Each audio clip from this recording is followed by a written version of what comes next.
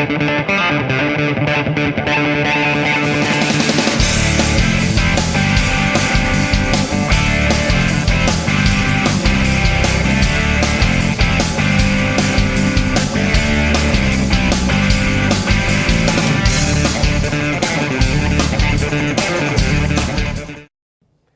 back to Focus on Arts. I'm your host, Patrick Van Slyke. Thank you so much for joining us.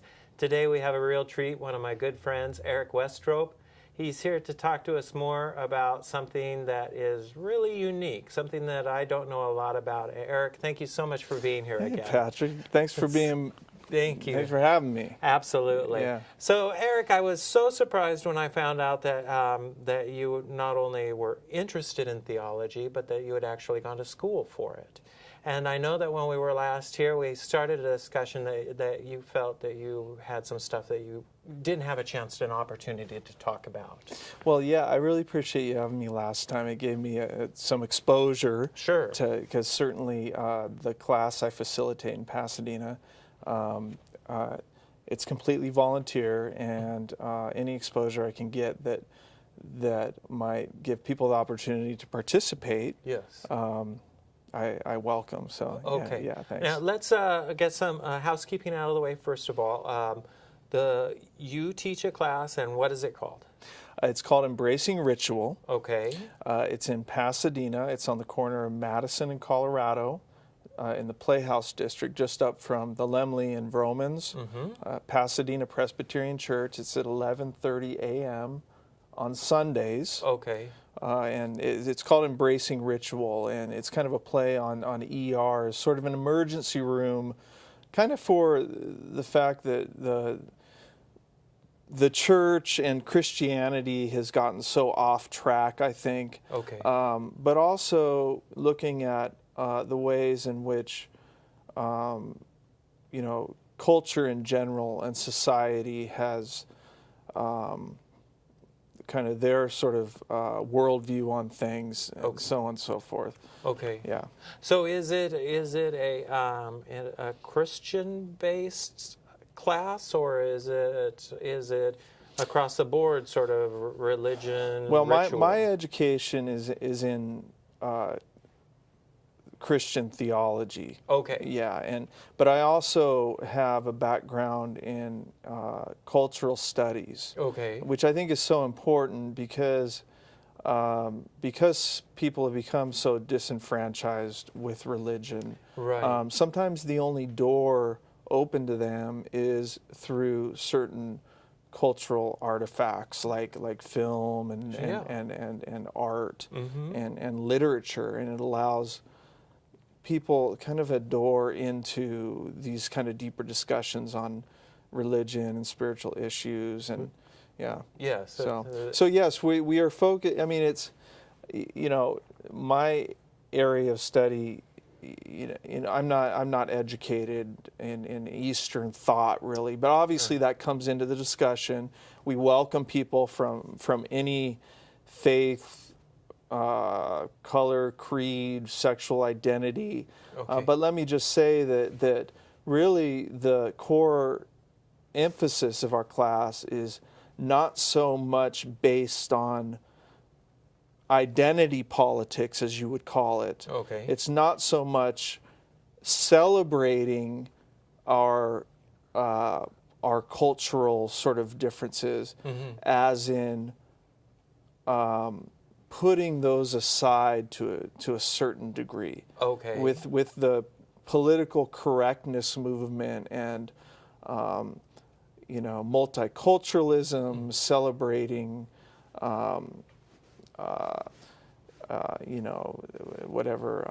class or we question the beneficence of that. Okay. Because there's certain problems. There's if our focus is on celebrating our different identities, in a certain sense, that we can kind of slip into a different type of tokenism. Okay. Or if we focus on there can become It can go too far. Right, where it's like, it becomes almost an sort of perverse, insidious type of racism. Okay, so almost, where it's like you romanticize the other and put them on a pedestal for their brownness or their gayness or their whatever, and they become sort of a token. Okay. And it becomes, it's like my sexual identity, whether I'm gay, straight, transsexual, or whatever class, creed I come from, that's not all of who I am. Right. I have a brother-in-law who teaches gay and ethnic studies. Okay. And at UCSB, and he's a very public figure. He's very good at what he does. And I made the mistake for a long time for kind of romanticizing his homosexuality. Okay. So Horacio, tell me about the gay issue. I want to understand. Da, da, da, da, da. At one point, he said, "Well, I also teach Chicano studies." It's like right. you're kind of you're limiting me in a sense. Yes. So there's a sense in which there's a type of movement in our culture, and in certain formal religions, you find it kind of in sort of Unitarian Universalism, where whoever you are, wherever you come from, we celebrate you and you're welcome. Right. We are looking at a different type of kind of universality, which is really, it's kind of, you find it in St. Paul, which we can talk about a little bit later, which is more based on whoever you are, wherever you come from, whatever your creed or class or ethnicity, whatever, we don't care. Right. That doesn't matter. Okay.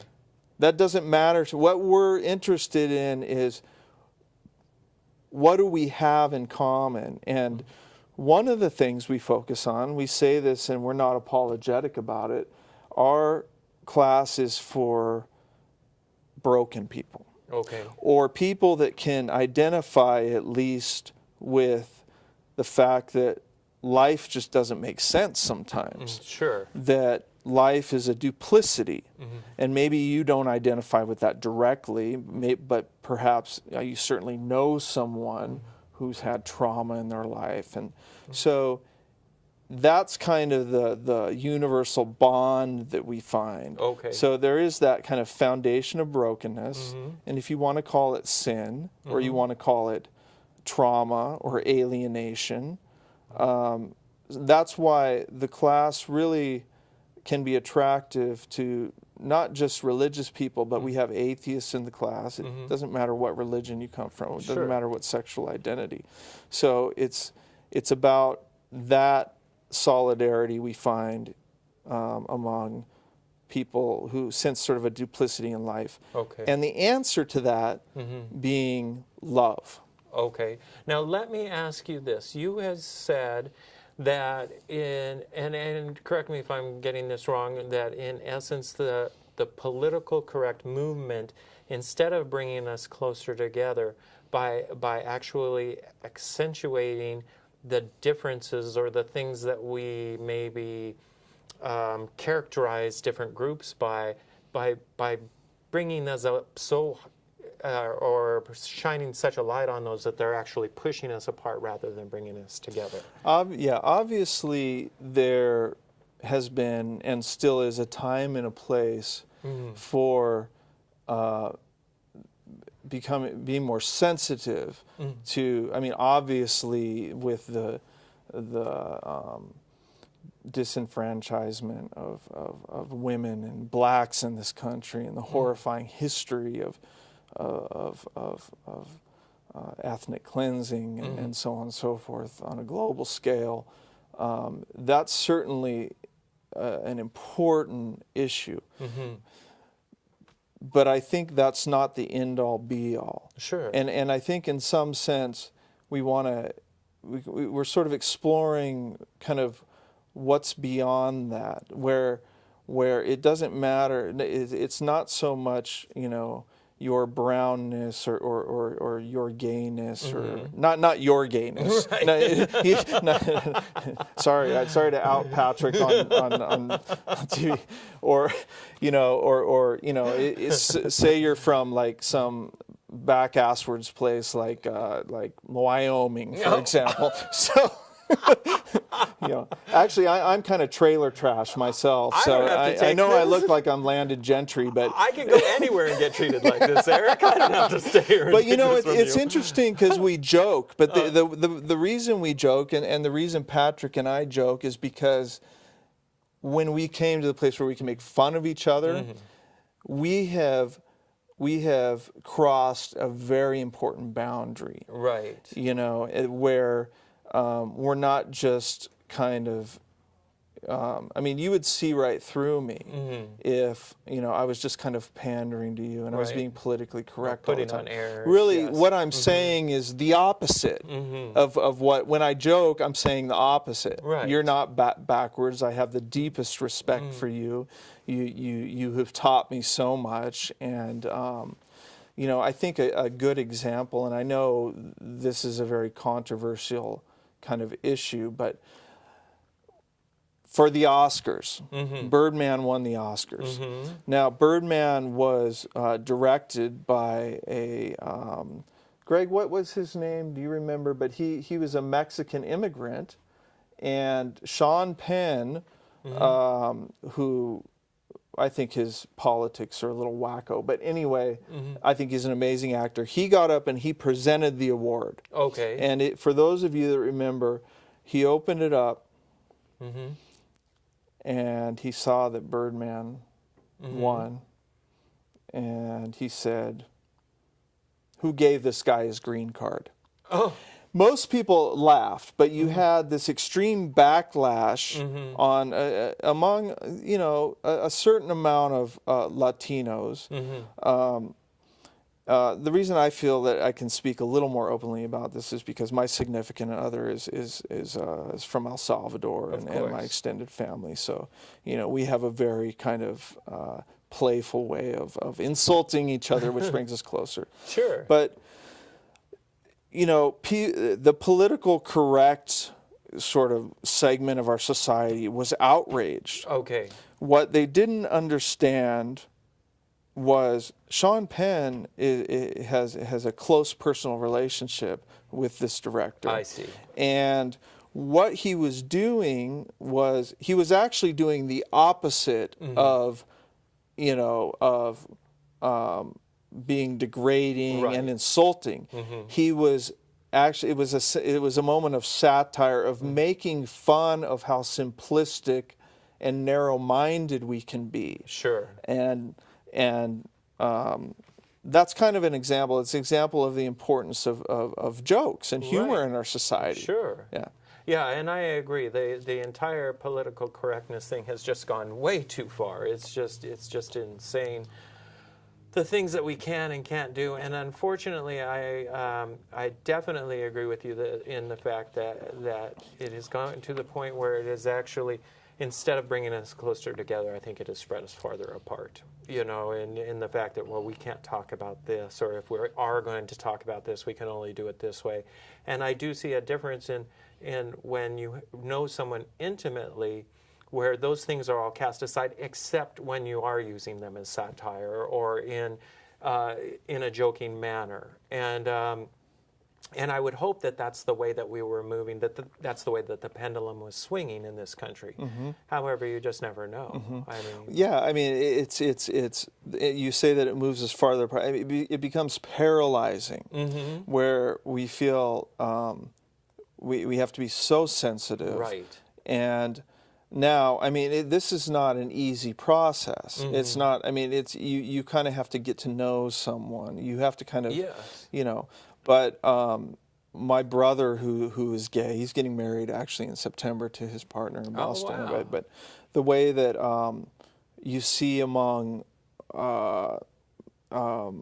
in the gay community, a lot of times they'll call each other a fag, or am I allowed to say these? Yes. Oh, okay.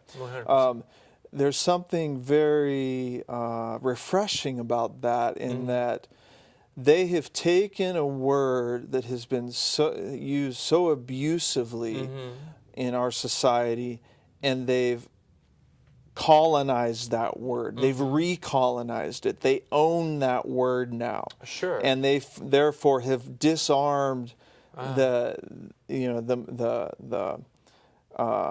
malignant aspect of it. You know, you see in the black community the way, you know, they would call each other the N-word. Right. But now you bring up a separate topic in where you say that they've disarmed it, but have they? Or have they actually armed it to the point where it is literally impossible for you or I to say that without offending the entire country, not just the blacks, but everybody, and yet the blacks can use that, and it's become part of their vernacular, and it's very, you know, and it's very brotherly and loving between them. It's actually, to me, it actually makes a farther apart.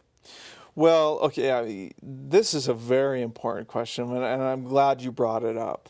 I think it's important. Yeah, in some sense, they have armed it. They've sort of taken the power away from. But I think the power is in the right hands now, at least. I mean, you know, much better that the blacks own it, than the white supremacists. And and there is, and like I said, I mean, we have to be. This is hard work, and it takes. I think sensitivity comes first. Sure. You have to, in a degree, get to know somebody. So it's not like you just walk up to a stranger on the street and you start insulting them, and because they might not take it playfully, and in fact, you know, many people won't. So, you know, we're talking about a challenging issue here, which needs to be we need to approach carefully, and but the possibilities are profound, and I think can be so liberating. Sure. So, and yeah, so. And I agree with you. I mean, it's something. Obviously, we are moving in a positive direction. I mean, there are liberties in this country that people even 50 years ago would have never believed. You know, that people could be at the Supreme Court talking about gay marriage. 50 years ago, that would have been, you wouldn't even have mentioned it. You know, I mean, you would have hidden it with all your heart. As a matter of fact, I just watched a movie that incorporated that at film school. I can't remember what it is now, but where a man literally killed himself because he was unable to express his sexual orientation. And so we've come so far, but it does seem many times that we have so far to go. Yes. You know, and how does that relate into what you're doing with your class? Well, I'll tell you exactly how it relates, and what we're talking about. Look, when we talk about, we talked about last time a little bit about how the problems with the church, and we've read the Pew studies lately, how the majority of people in America, or many people, the people who claim to be religious is decreasing, and people, you often hear, well, I'm not religious, but I'm spiritual. Right. And I emphasized how I think it's not just a problem of, or that's not just happening in secular culture, so to speak, but in the church as well. Oh, absolutely. And the reason that people are so put off by formalized religion is that when they go to a Sunday worship service, they feel like they're being sold something, and they feel like what they're being sold is something that contrasts with the underlying reality message of, for example, the scriptures that are being presented. You know, we talked about these mega churches. We talked about the emphasis on sort of these profound spiritual experiences, or offering you some sort of epiphany, and this kind of contrast between what is earthly and maybe corrupt, and that spirituality means kind of transcending that. The church sort of sells you this idea of this pie in the sky and the sweet by and by after you die, as the Sure. I'm not sure who said that, but I love that. I love saying it. I love to say it. So, but and the reason this relates is because what we need to do is get back and recover. I think what formalized religion needs to do, and our culture in general, is the underlying core of the human condition, and the message of love. We talked about brokenness, and the other aspect of that is love, and love not as simply we all are the same, let's get along, let's all be tolerant of each other and hold hands and sing Kumbaya. Okay. It's like we are very different. Everybody is different. And can we find a certain profound solidarity within our differences? Right. And when the way that we joke is that we're kind of joking about the fact that, hey, we're different, and it's kind of funny. Yeah. And it's a good thing. And so, and when we joke, and we're kind of judging in a way, but kind of tongue in cheek. Right. Now, so if you talk about religion, so many churches formalized religion is so afraid of being judgmental nowadays. Yeah. Because they're accused of being judgmental and hypocritical and out of touch. I don't think that the majority of people are so concerned with being judged. I think people generally want to be they want to be judged justifiably. Okay. They want to be challenged, and they want to be challenged to think differently, to act differently, to see the world in new ways. And formalized religion has got so just flimsy, consumer oriented. Okay. So there's a very just profound underlying message at the core of Christianity, which I think you find in St. Paul, kind of a political message of precisely what we're talking about, this kind of solidarity among differences. Look, St. Paul, our class kind of has as our vision statement the scripture from Galatians, where Paul talks about, look, there is neither Jew nor Greek, male nor female, slave nor free. Like if this was being written today, we would include gay nor straight. We have to put it in its context.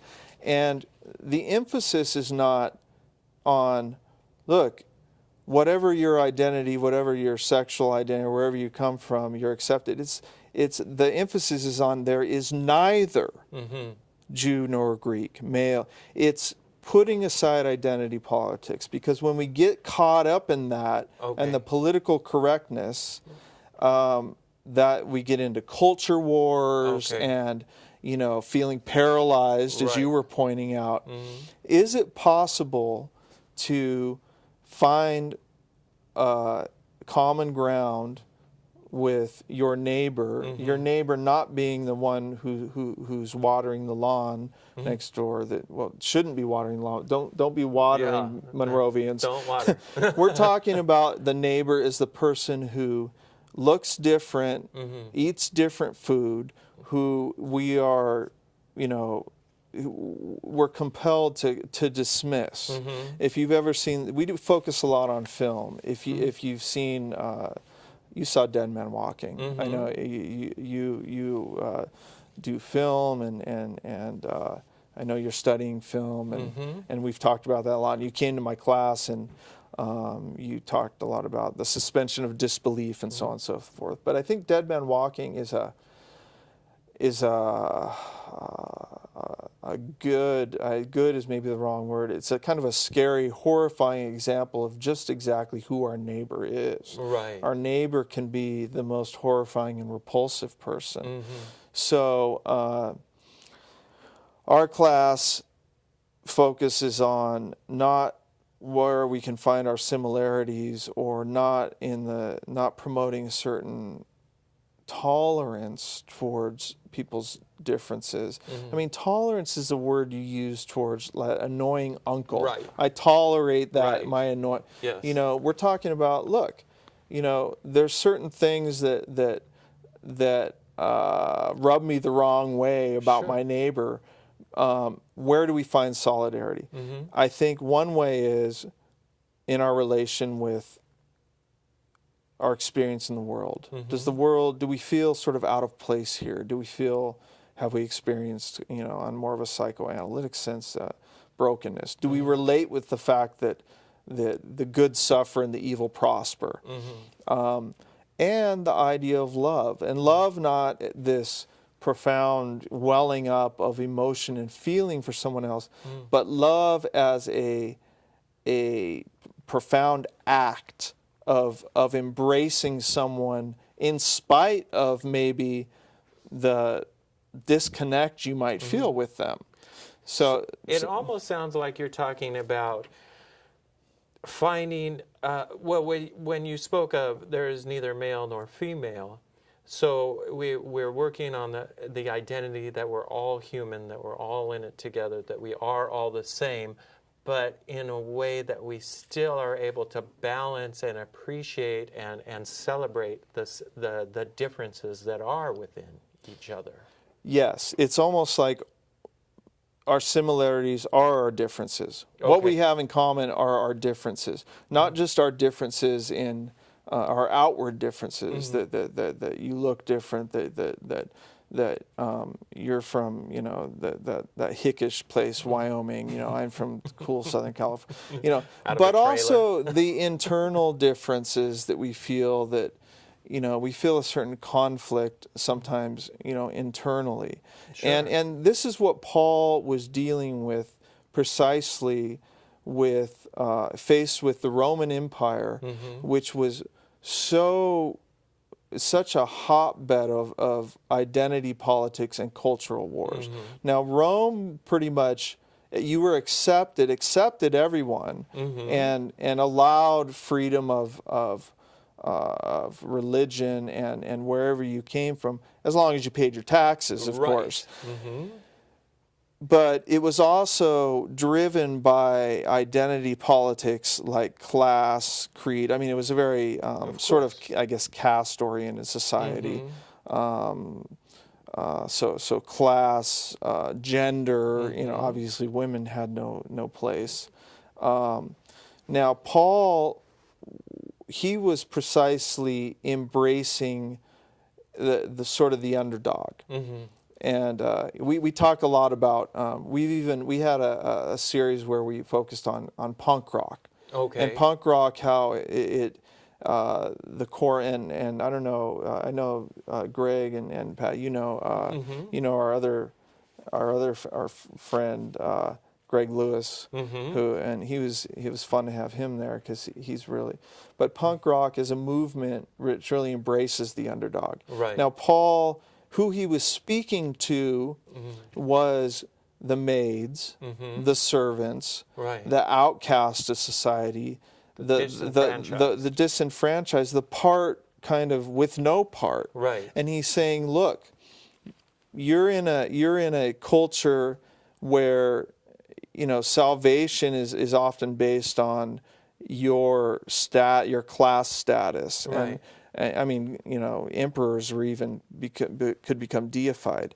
He's saying there's a salvation available to you which is not based on that. Right. Not based on your class or your status or your identity. Or your ability to pay. Yeah, or your ability to pay. Right. So, but the important thing is that salvation was very much about not the and I'm going to say it again, the pie in the sky and the sweet by and by after you die. I forgot one of the parts. What I forget. Anyway, it was precisely about the here and now. Mm-hmm. So a vital spiritual experience, if we're going to promote that or offer that or gain that from those we encounter, a vital experience is about the here and now, vital in the kind of more materialist, visceral sense. Sure. Yeah. Now, bringing us back, in the title, embracing ritual, yeah. Okay, so where in this do we actually find the ritual? Are you talking about, like, for instance, I know a number of I don't know how you would say it, but Catholics who have been disenfranchised or feel they have been.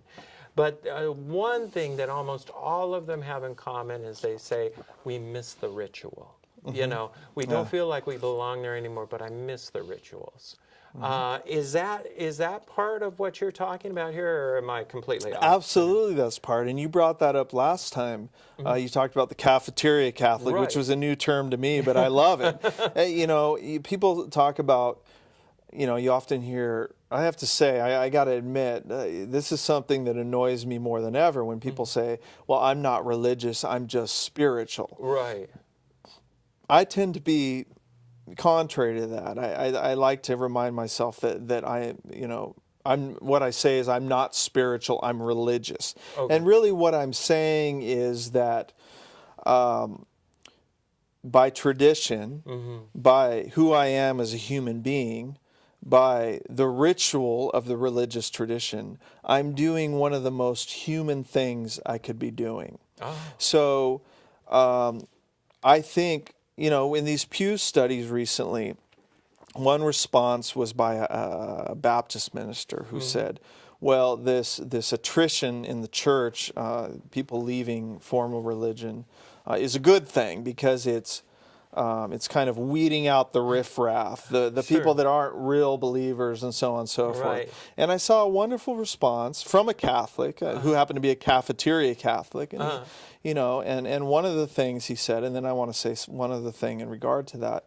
He said, look, part of the gospel message is precisely about that sort of mustard seed of faith, mm-hmm, or in our failure to follow the law, mm-hmm, which is the gospel message of Jesus coming and, right, you know, fulfilling the law for us, right, so that we don't have to. And, right. And part of the gospel message is we can go to the ends of the earth, mm-hmm, but the hound of heaven, mm-hmm, you know, I'm using the cliches, will search us out, mm-hmm, you know, like the lost sheep. Right. Will not let us out of their fold. Mm-hmm. And it's not about me. Mm-hmm. It's not about me. This whole kind of spiritualist movement, whether it be in the church that, you know, the true believers, the ones that really have the profound conviction, mm-hmm, or in culture and society, the idea of finding oneself and, mm-hmm, looking inside and trying to, you know, searching for some sort of profound enlightenment or epiphany. Right. It's still this focus on me. Right. Absolutely. And the core of the gospel message, which has gotten lost, is that it ain't about me. Okay. It ain't about me. It's about an encounter with the other, encounter with someone else, that I find God through you, right, through my neighbor. What you know, if we, you know, and I hesitate to keep, you know, sort of throwing scripture out there, because I don't want to be dogmatic, but the message of Jesus was when he told the disciples, when I was in prison, you visited me. When I was hungry, you fed me. And the disciples said, well, when were you in prison, Lord? And when were you hungry? And he said, what you do to the least of these, you do unto me. So our encounter with the other, my encounter with you, my conversations over coffee with Greg, our God encounters. So that's the essence of the Gospels, is our, not us, not myself, but us together.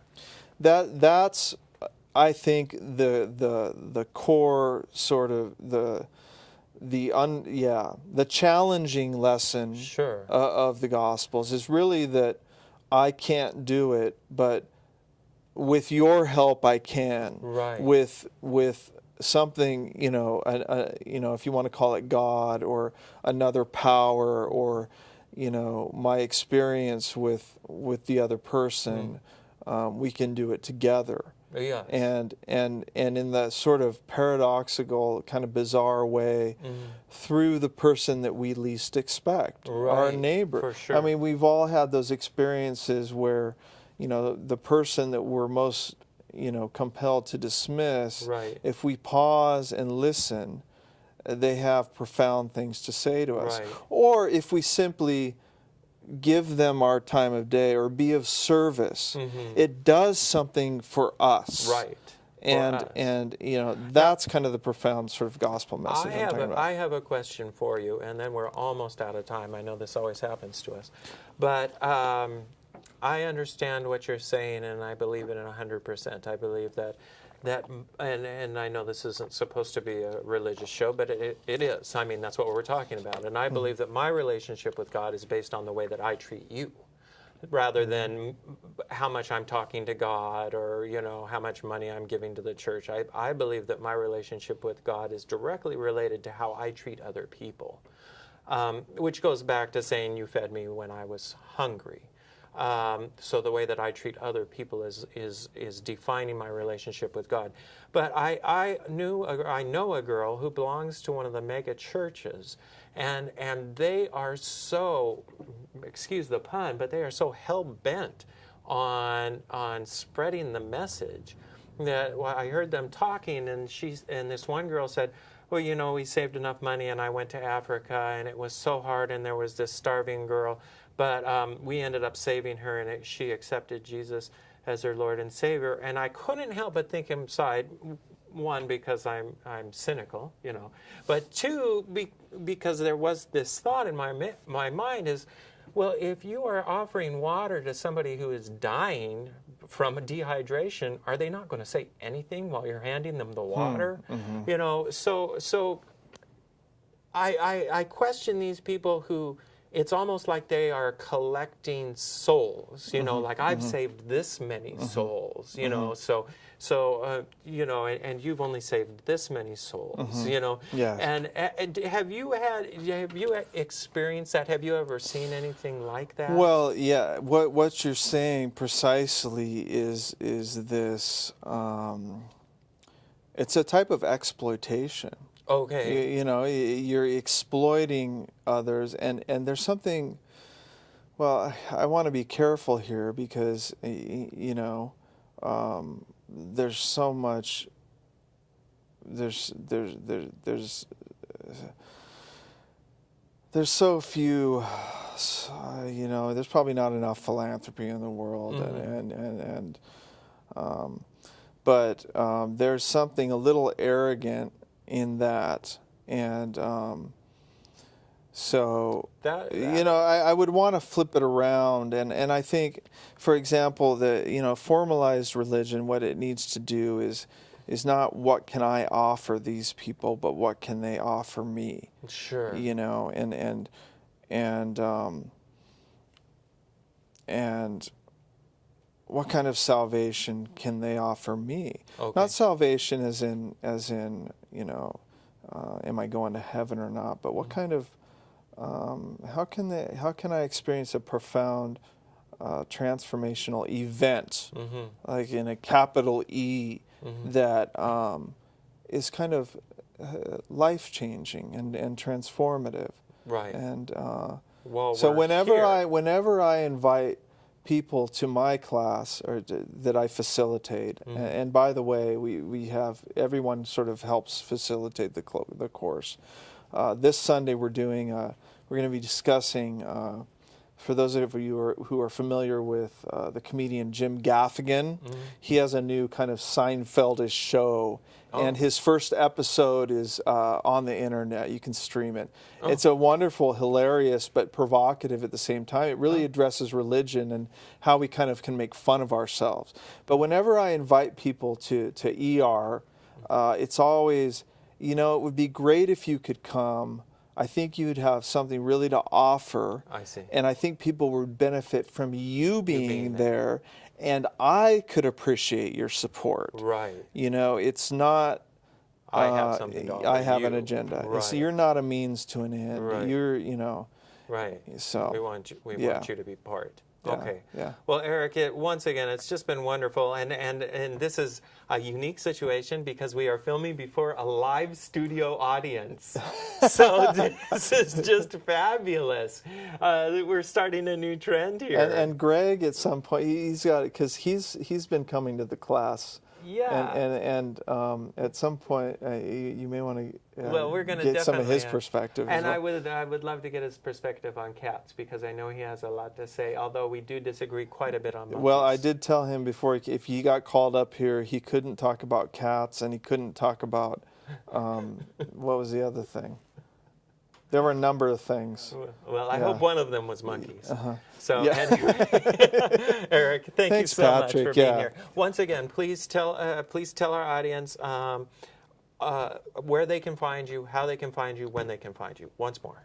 So Sundays, 11:30, Pasadena Presbyterian Church, the corner of Colorado and Madison in Pasadena. It's the Playhouse District. It's just a little bit west of the Lemley and Vromans. It's upstairs in the library. I'm sorry, the address has left me at the moment, but you can call Pasadena Press and get more information on it if you'd like. Okay. Please come by. Okay. Yeah. All right, Eric. Well, once again, it's just been wonderful to have you. Thank you so much for coming. And we, as always, like to thank you for joining us here on Focus on Arts. And we look forward to another stimulating speech with my good friend Eric here sometime soon in the near future. So once again, thank you for joining us. We hope you've had a great time, and we look forward to seeing you soon. Take care.